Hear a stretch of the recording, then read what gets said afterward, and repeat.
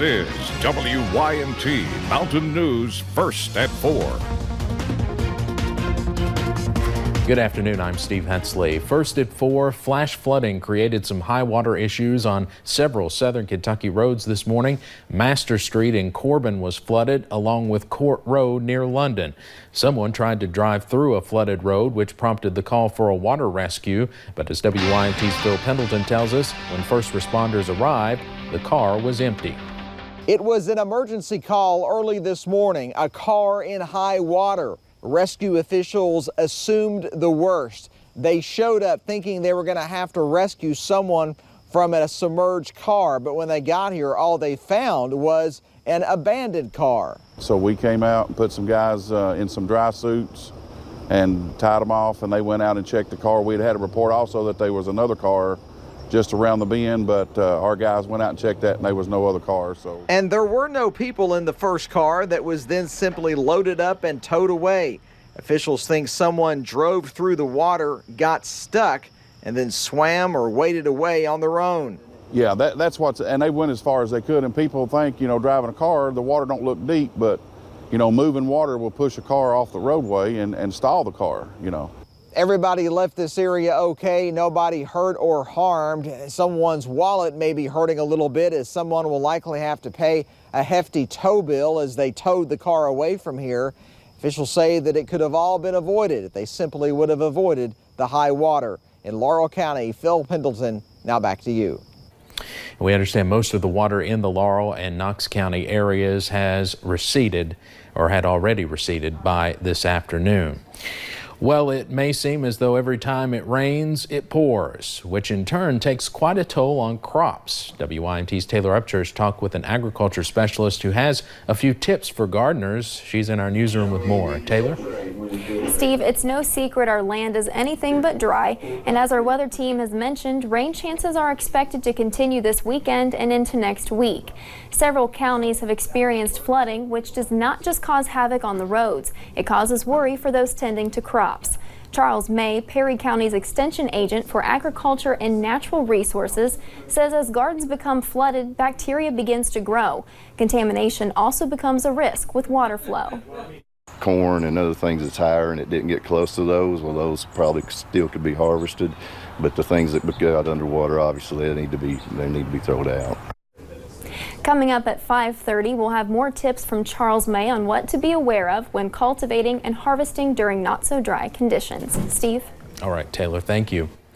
Are there enough votes? That is the question in Frankfort as July 1st inches closer with no date set for a possible special session. WYMT's Will Puckett has more on a local health department who come the 1st of next month will have to almost double their pension payments.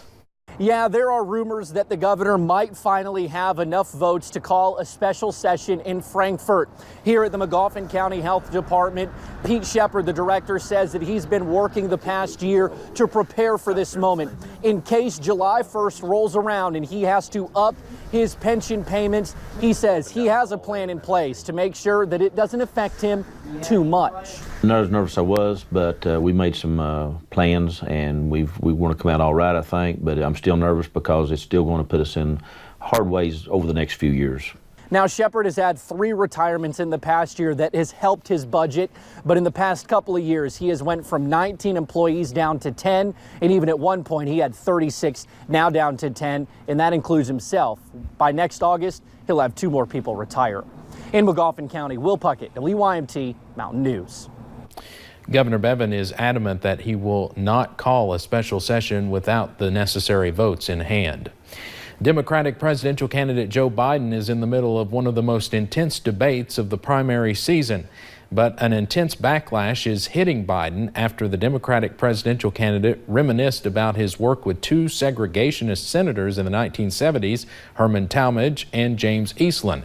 Biden said at a fundraiser that despite disagreements on civil rights, that there was some civility and the senators got things done. The point I'm making is you don't have to agree. You don't have to like the people in terms of their views, but you just simply make the case and you beat them. The senators that he is speaking of with such adoration are individuals who made and built their reputation on segregation. The debate will likely follow Biden to South Carolina this weekend as Democratic hopefuls descend on the early primary state with the largest bloc of African American voters. The U.S. Supreme Court ruled today a 40-foot cross on public land in Maryland does not violate the separation of church and state. Called the Peace Cross, the American Legion built the monument in 1925 to honor 49 local men who died in World War I. The cross was given to a local public agency that manages parks in 1961. In 2012, a local group filed a lawsuit saying the government should not endorse a religion or use taxpayer money to maintain a religious symbol. The Supreme Court disagreed in a 7-2 vote, allowing the cross to stand. The only remaining abortion clinic in Missouri says it will not comply with a reinterpreted state regulation to give women a pelvic exam 72 hours before an abortion.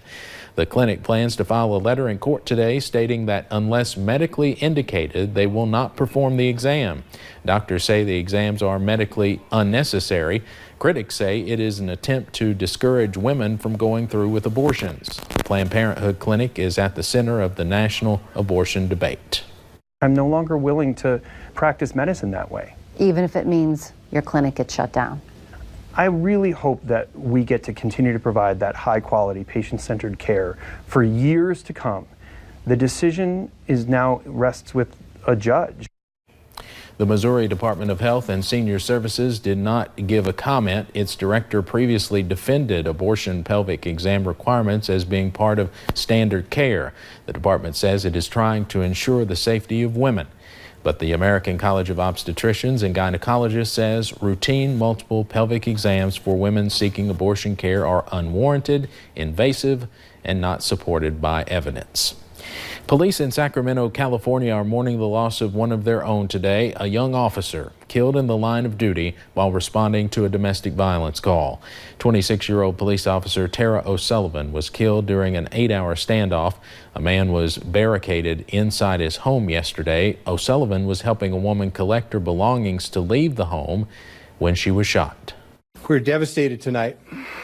There are no words to convey the depth of sadness we feel or how heartbroken we are for our family of our young, brave officer.